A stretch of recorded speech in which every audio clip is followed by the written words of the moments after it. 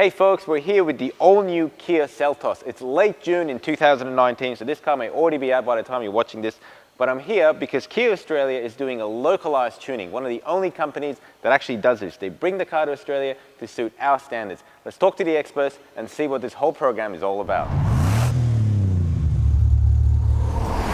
So Graeme, tell me, what's your actual role here? Well, I'm the Vehicle Dynamics Consultant for Kia Australia. We pretty much do a ride and handling program and suspension development program for every new Kia that comes to the Australian market. The fundamentals of it are that to make a brand suit these road conditions, you really need to do some localization. American, Korean, even European suspension, ride and handling performance doesn't suit the Australian market that well. So we, back in 2010, got involved and invited to do some study work, and that ultimately built a localization program here. So tell me a little bit about the program and the Seltos, which is the car behind you. It started for us a good 6 to 7 months earlier, where we start getting data from the design department out of Korea before we've even seen the car. So things like roll center height, center of gravity. From that data, we'll put that into our computer simulations here, and before we've even seen a car or driven it, we'll know how it'll drive. So we'll play with the available hard parts on paper to get it into a window that we think will be suitable for Australia. And then about 6 months out, we'll go to Korea and do our first tuning on one of their prototypes. Then we'll do a week or two up there, get that into a zone that we think is half reasonable to be a starting point back here in Australia. They go and build us our first P1 cars in both specs, or however many specs we've got. And P1 means first prototype, so it's hand built, and then they send that to us, fly an engineer out from the shock absorber supplier, and we'll work for 2 weeks here, slightly changing some hard parts, but generally speaking the springs and bars at that point are locked in. So we spend pretty much 2 weeks solid suspension tuning on the damper only. And how many kilometres of validation would you guys usually do? Kilometres isn't probably the metric. It's more how many iterations of shock absorbers and what sort of things are we trying to change. This car, and it's pretty normal, I think front shock absorber is the 22nd iteration and the rear shock absorber is a bit less than that. But sometimes it can go a lot more than that. It really depends on how the car's behaving. The reason that we got the 21 front shock absorbers is we're chasing a particular phenomenon. And what we're doing today is we're actually doing a validation. So this is actually a part of our program, a very important part of the program, where we do all the development work on what we call take-apart shock absorbers. So there's shock absorbers that can be undone, all the parts pulled out, put back in, and tuned each time. And we dyno them and all that sort of thing. Once we get to that point, we sign off and we say, okay, we're happy with that spec of the car. But then we've got to make sure that that spec can be made by the plant and the various suppliers that make all the other components, and as production off-tool samples, they all come together and go into the car and as we last drove it. All right, well let's go validate then. Okay, let's go for a drive. So thanks for taking the time to take me for a drive, Graeme. I'm not allowed to drive, right? Well, these are unreleased prototype models, so we have special registration and compliance requirements while we're driving them.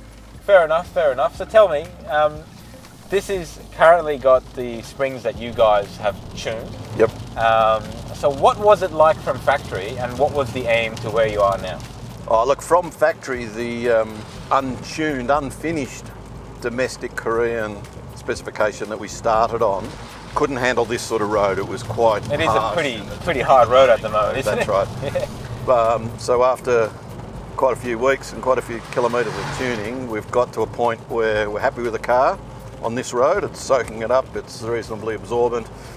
So what we're going to do today is try the first off-tool sample production shock absorbers and make sure that when we put those in the car keeps this characteristic and this feel on the road.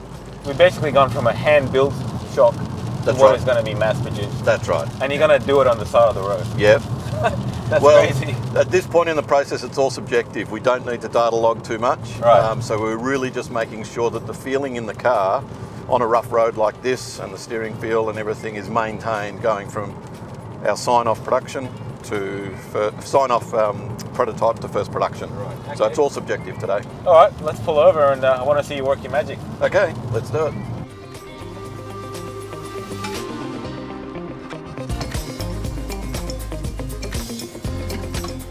Right, so we pulled over to the side of the road and we're actually doing a roadside shock change. These are rear shocks. these prototypes have come out and the actual production version has gone in. So we're going to get back in and go for a drive and see if they feel just as good for validation. So I'm a little bit naive. I didn't realize just how quickly you can change rear shocks. That was quite an impressive thing to witness, to be perfectly honest. But tell me, so we've swapped them. I'm not a chassis or suspension engineer. I can barely tell a difference, but I guess that's a good thing, right?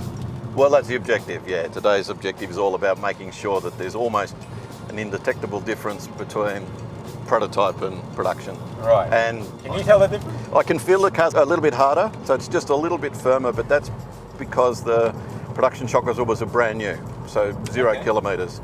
In a few kilometres, the car will just start to soften off a little bit, and then it'll be about where it was for the take-apart prototype shock absorber. It's firm and it's stable and it's confident to drive. I've got a good feeling in the steering, but the ride quality is very absorbent. It's soaking all this up, and that's where our Australian damper tune differs so much from the Korean domestic or the USA tune.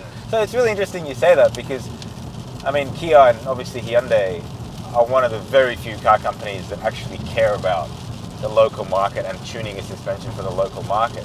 The rest of the guys just seem to send us cars and hope for the best. You guys have really taken this project on board. How has been the feedback from the customers and from Korea itself? Well, Korea is very much on board. They're very supportive of our local tuning effort. Yeah. It's not just Australia that they do it. They do a similar one for Europe and North America. They understand that this market's discerning from the customer's point of view, but also very demanding from the environmental point of view. So our roads are quite unique in the world. So what are you going to do now? Now that suspension seems to be about right, you've got to do some more validation. What's the next step for this car? Well, this is a critical step. This validation step is making sure that we can go back to the plant now and give them the green light to put this shock absorber into mass production. Often this validation process, it either drives a red light or a green light, and at the end of the day I'm pretty confident with this car we can give it a green light, but if it drove a red light we'd have to then get the engineers back out from Korea and retune the shock absorber, or do it up in Namyang and we'd have to go up there. There's a great deal of care in there this whole is, process. yeah. There's no point in doing this exercise if you can't produce it in the mass production. So it's a complicated process. It is a complicated process, and as various engineers tune their parameters within the car, like body stiffness and other things can change a little bit. I'm personally very much looking forward to driving the actual production version of this car in September, which is probably when you guys are watching this video. So let's hope and see that what we're driving today is what comes out of the factory. So do I. Thanks for your time, mate. Okay, no problem, thanks.